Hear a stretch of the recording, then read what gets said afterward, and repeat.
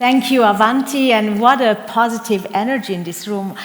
And I really feel that we are now future-proofing the VC industry with this last session, so please hang in there. This is going to be, I'm sure, one of the highlights of the day, and having really our next generation, the voice of our next generation now speak to us. Now, I know that Marc already asked the academy students to get up, so I don't know whether I should do it again, but I think what is really important that we now zoom in.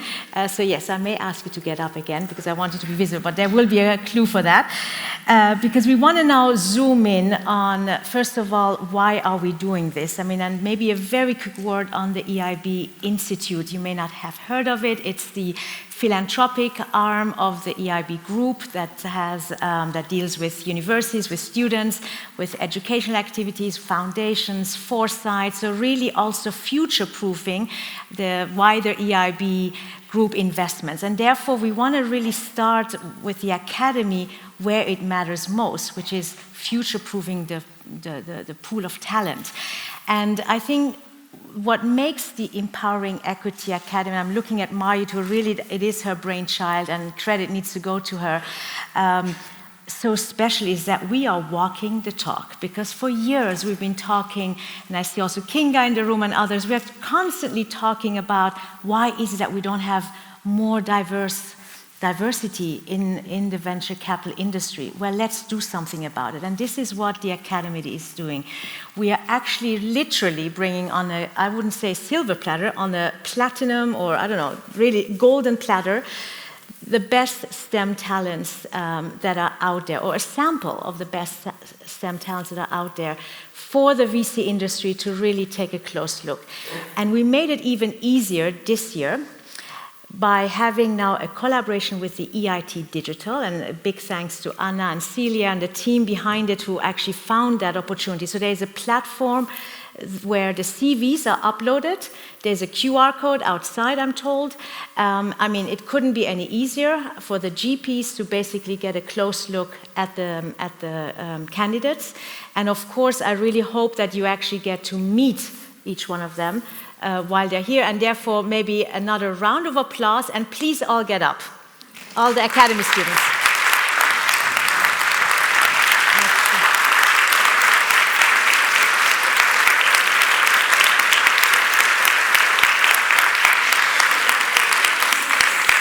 So we now go into our panel, and I will invite our panelists, and one of them you know already very well, who is actually our dear moderator of today, so Avanti Sharma, please join us. Then we have the Director of Artificial Intelligence and Growth Shop for me. It's wonderful to see you go from moderator to panelist, and really, great to hear your story. Then we have actually a current academy student, Cateau Oonk. Where are you, Cateau? Yes, please join us. We have an alumna. This is the second year running, so we already have our alumni. So Maria Griniezaki, I hope I spelled your name correctly. Maria, join us from our last cohort of 24. And then, of course, we also have Marc Ramis-Castelltort, founder and partner of Montana Children's Health. Welcome. So let's go straight into this panel, and let's maybe start with Cateau. Cateau, you have now joined this year's academy, and it's quite fresh, having had now already, 10 days of, or how long have you spent time together? We arrived on Saturday in Luxembourg, and before that we had a week online. Online. So quite some time. Amazing, amazing. Share with us what made you join, why did you apply to the academy? What do you want to get out of it? What are your hopes for the future for you as a STEM student? And any concerns, anything that these guys can do better for you to actually want to join them? So first of all, thank you so much for being here. It's been really, I feel very grateful being here surrounded by so many inspiring role models. I don't think I ever imagined myself sitting on a panel talking about finance. If I'm being very honest, and I'm aware of how unpopular an opinion this might be, but I never really liked finance. Whenever I thought about it, I thought about a lot of gray suits, big Excel sheets, and a lot of testosterone. Whenever I thought about it, finance always felt like a world created by and for men. One that is very good at optimizing profits, but not always at serving people or the planet. I am very passionate about creating a more feminist and inclusive society. So for me, finance never really felt like a space where I could belong. But the Empowering Equity Academy really changed this because for the first time, I could see how, as a woman coming from STEM, I could have a voice in the financial sector. I think I realized that we don't miss the talents or the ideas to make a change. What we miss is the connection between people like us coming from STEM, who are driving innovation more and more, and people in finance who get to decide which of those innovations becomes a sustainable reality. And so I joined the program because I was very curious to learn more about the world of finance and how we can start investing in a future that is more connected and gender equal. But I think also talking to all the people in my academy, one of the concerns that we still have is that we don't know what the steps are that we can take to enter the financial sector without actually having a traditional background in finance. I love the fact that you're putting also the challenge to us in the financial sector. How can we actually make sure that that talent that we absolutely need, the scientific, the STEM talent, is actually well integrated? And I think what you're really touching on is something that the EIB group is absolutely has realized over the years. We need more scientific thinking, more science in finance, more finance in science, and you also bring the societal issues. So I think this is indeed a challenge, and I hope that others will maybe share their perspective. So let's go to Maria. You are now an alumna of the academy. So tell us, how was it? What was the learning that you got out? How did it help you? What's been your pathway since joining the academy? Sure. First of all, let me say that I'm very happy to be here this year as well. And I do share some of the concerns expressed by Cateau, reflecting back to last year, but some still remain because this specific one is quite unclear for most of us coming from a STEM background. So I studied physics, but then transitioned to finance in the past 2 years, actually. So when I joined the academy last year, I was already in the middle of this transition, but still I managed to learn quite a lot by being a participant. And I think that the secret ingredient for that, if I may call it that, was that it was not just words on paper that you shared with us, but mainly real stories from people who are the experts in the sector and who shared their experiences with what they deal with every day. We held some workshops that allowed us to understand your thinking process and the decision-making behind everything. And I think that was really useful for us because we surely left with quite a lot more knowledge than we got into the academy. And if I may just add one more thing, I'm certain that the path from STEM to finance is not straightforward for any of us. It can be quite a squiggly career path, but the important thing here is that it is a path that makes sense and that can create additional value. And I think that's why we're having this conversation. Absolutely, no, wonderful. Thank you very much. And actually, you were saying the real stories, the personal stories, were the ones that resonated and helped you also find your path. So I would like to actually turn to one of those personal stories of Avanti. Share with us your story, and also, I'm sure there are always ups and downs. There are victories and failures, and one learns from both. So maybe you can share with us how you have managed to learn from those ups and downs, and perhaps from those difficult moments. Okay, thank you. Thank you for the question. I think it's a very interesting question, because you mentioned failures and learning from failures. So I'm running with a number of initiatives, but, and as you mentioned in the introduction, I'm the director of AI and Growth at Workshop for Me, so it's kind of combining both the technical aspect, more in STEM, with a business development aspect. So it's both in the same time. But there is an initiative which I've been running with. It's called Studified, and just a quick, just to understand maybe the failure or the story part of it is, it is a software plugin which works on social media platforms like Instagram, Snapchat, TikTok, etc. And it's to prevent teens from getting harassment or impersonation attacks or catfishing, which happens a lot. So in Europe alone, that's 37%. So what this would do is Studified actually displays a verification badge for students to make sure that another student who's contacted them is actually a real student and not an adult who's hiding their identity online, which unfortunately happens, and more than 55% of these cases have this. So I was actually presenting, and I've been running with this initiative for a number of years, and I was presenting this project to a big kind of institution to seek collaboration and discuss more. It was quite an interesting meeting, and I think what I learned from it is, and one of the questions raised was, have you already spoken to Mark Zuckerberg about implementing it? With a number of other, and I mean, at that point I was thinking that, I'm seeking collaboration, so the project is still rolling. It's not in that phase. So I did speak to his sister, but the idea was that we're here to discuss and collaborate. But it ended up getting into a much more logistic, operational level discussion instead of the partnership or collaboration, which was kind of initially thought out and spoken about.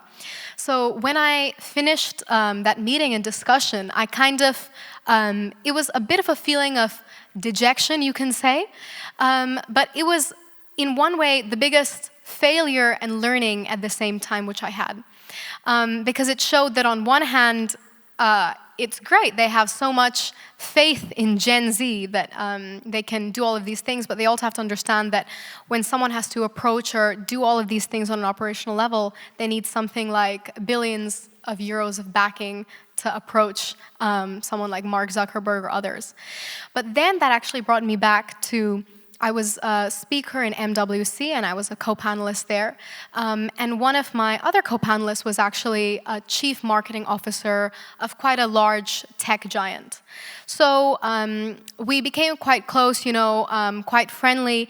And then he was asking me that, what are your initiatives and your plans? So I spoke about Studified a little bit, and he said that, it's a long fight. And I remember at that moment not really understanding what that meant. But later I understood that it was a long fight because a project like this, for kind of the betterment of humanity, is something which has to be continuously fought for and worked for and will not get instant appreciation. Yeah. No, absolutely. I think these are very valuable lessons. It takes a lot of perseverance, grit, passion, the whole mix, and learning that. Through those experiences, and this is actually a good time to also move to Marc. Marc, you have made, it quite successful transition as a, I would say, deep scientist, now having come into the venture capital world and being very much on the investment side. So if you could maybe share your story, also to inspire our academy students. Okay, first, thank you for inviting me here. Actually, I am excited to be in my late 40s in a next generation panel, but I understand why I'm here. And also thank you to the Academy and the group of students yesterday, because I enjoy a lot the session, and you are all welcome to Barcelona in the future if there are tools for you to be in our organization. Okay, so it was a real pleasure. Okay, so why I'm here, no? You are asking a Mediterranean person to explain your journey, but I will try to be concise, okay? So when I was finishing my PhD in England, I knew by the time that I was not up to work for big corporations. I already did that, neither to do an academic career. We are talking about career pathways. But I was extremely lucky. My professor started up a spin-out company from the university, and I knew at the time that that was my path, to be at very early stage of companies, just to be close to the science, because I've been always extremely excited to be close to science, but at the same time, trying to impact, to translate, no? And that's basically I have been doing for the last 15 years, working in biotech, pre-seed, seed, Series A, and also in tech transfer, many years. And let's move back to 2019. I am the CEO of a cellular senescence company in Boston, actually to make people live longer, and not only by health span, but as well by lifespan. And one summer there, through a personal reason, we engaged as a family a lot with the Boston Children's Hospital. And then my curiosity led me to try to understand what's going on in a pediatric innovation department in a children's hospital, one of the best actually in the world. And that was basically the starting of how I was flipping my career to become a venture builder more in pediatric innovation, okay? I co-founded a few companies with the Barcelona Children's Hospital. And about 2 years ago, we were discussing, there's a really interesting consortium called I4Kids, Innovation for Kids, funded by the European Union, where main hospitals from Europe, we debate about what's happening, because only 1.6% of venture capital in health is being currently deployed into children health, okay? And basically, through that exercise, we realized that it will make sense to build, starting a building of what is today Montana. The first fund in Europe, 100% fund for children's health. And that was basically the journey. And just to be a bit provocative, at the time, we were thinking, okay, why we do that? It is necessary to do that. It's people asking, no, is the market big enough? Do we have enough deal flow? That's been questions that has been through the last 18 months. And I will make this like provocative and simplistic reflection, okay? So here we are today, no? We are all men, women, non-gender, no? But there's no single child here today, no? As far as I know, okay? But also, 100% of us, and please raise the hand if you are not, we have been all children, no?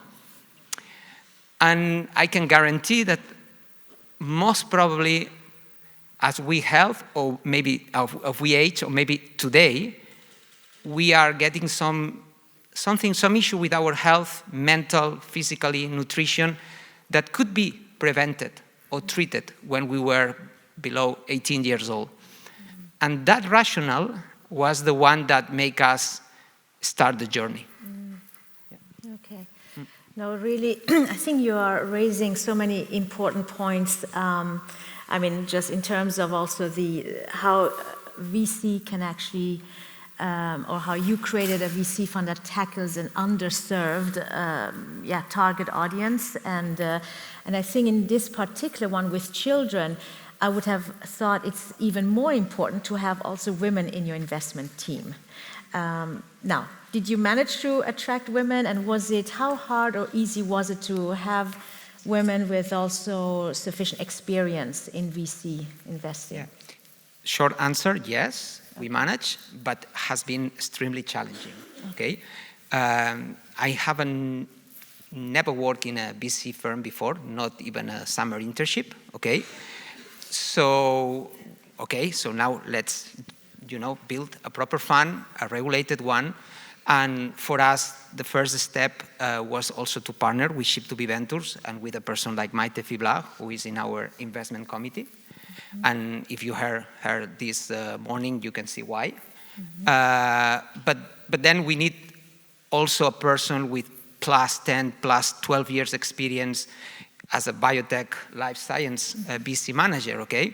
Because I could be seen by a very conservative way, like, look, this crazy scientist, venture builder, no, not managing a fund. We are also a regional fund, so we have to focus a lot in Spain. So try to find a person like this in Spain today, and there are, but they are actually really good. So they are partners, and there are women that are currently partners in Spain or close to Spain that they are really doing a great job. But there's a gap, and that's why I think these programs are really, really fundamental for the next generation. Because for us, it was extremely challenging to find a woman, not for statistical reasons. We don't want to create a team of women because statistically it's nice. It's because as a molecular biology, I think that decision-making with diversity, it's better, okay? Especially in this type of decisions, okay? So for us, it was extremely challenging to find a woman. We found it, okay? But yeah, I think that's the reason why this program makes all sense.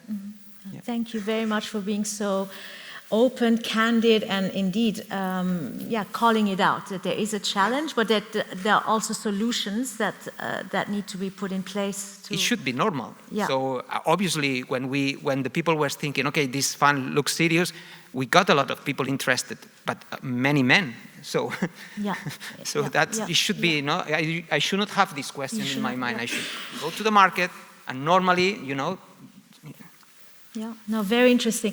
May I maybe ask for a quick show of hands of other GPs who are facing a similar challenge of actually finding women with, let's say, 5-10 years of VC experience. Is this something that other VC funds are currently facing? I see, I mean, it's hard, but I see at least 5, 6, 7, maybe even 10 hands up. So I think clearly, you know, you are not the only fund manager. We will have a few minutes to have a Q&A, and before we do that, maybe a very quick round, basically of reflections of what you think would, so I would ask the students, Cateau and Maria, what would you wish for the VC industry to do differently to attract women like yourself, or, you know, STEM students like yourself? Maybe, you know, a quick sort of, you ask. What would it be? And I will come to you from then the other angle. Okay, sure.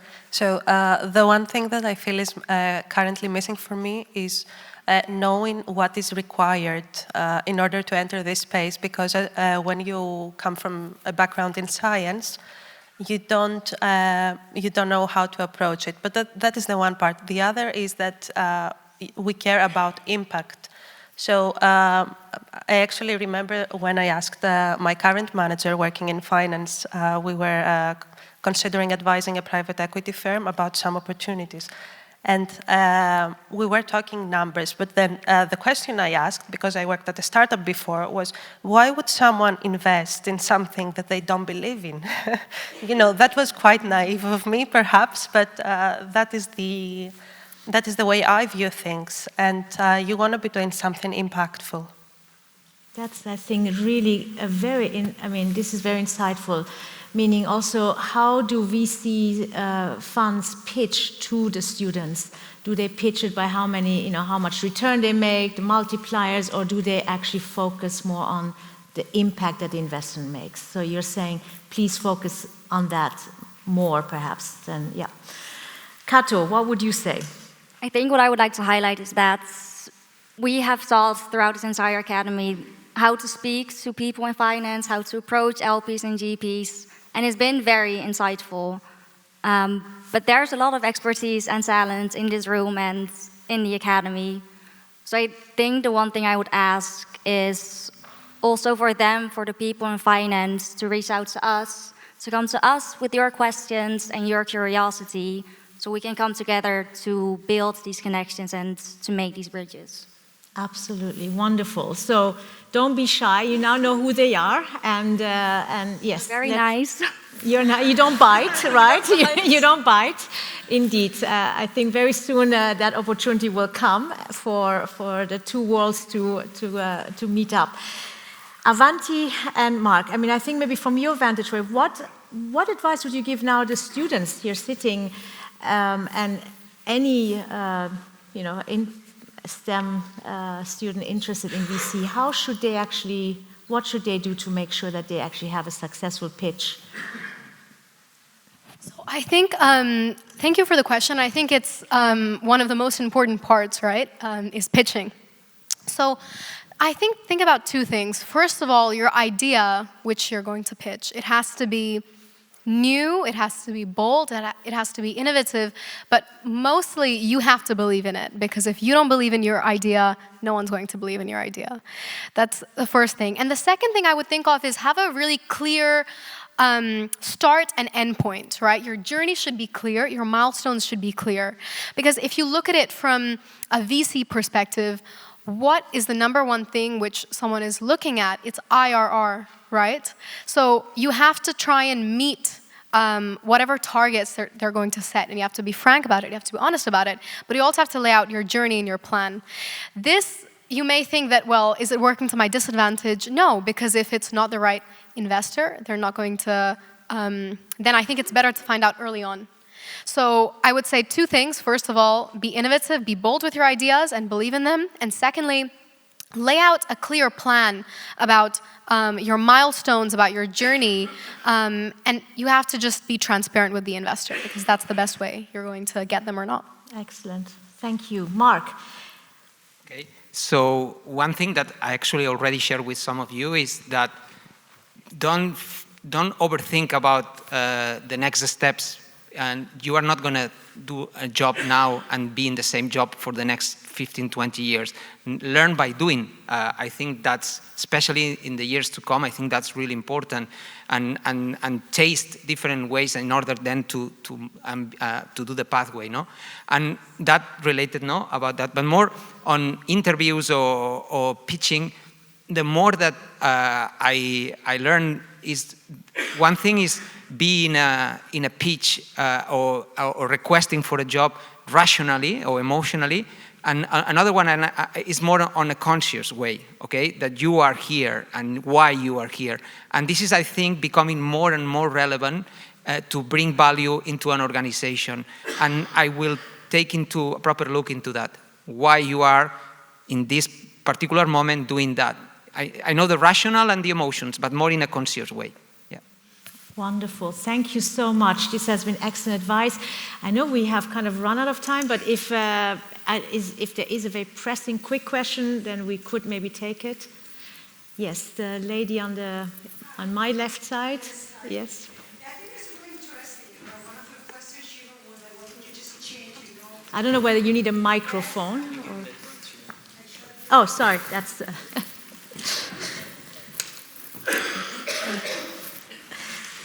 Thank you very much. Yeah, I think that is really interesting that you are asking these three top ladies that are going to change, the world one day, for sure. It's like, what would just like ask or just change, in this like busy world. But I think that is like really important that when I see them, it's like, it's just not the busy world. It's just like education in general. I can see, Avanti. Love the way you communicate. Do our schools are teaching these children how you can just live, just stay in a stage and just talk and just communicate? It's a busy world, but I think that I would just go like even farther, education. Start with our children.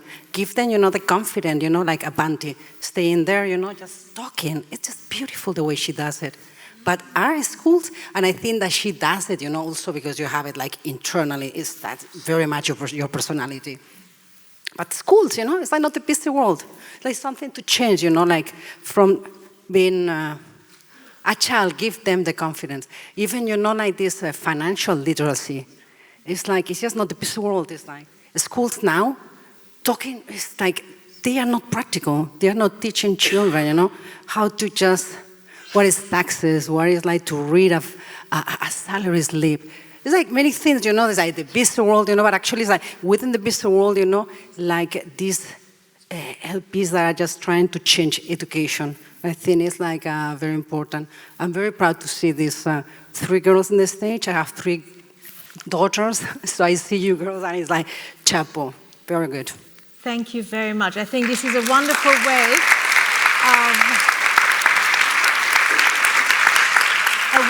way of closing this particular panel, and a big thanks to each one of you. I think you truly Even Marc, I mean, and I wish I was actually my mid-40s. I think we felt a bit younger.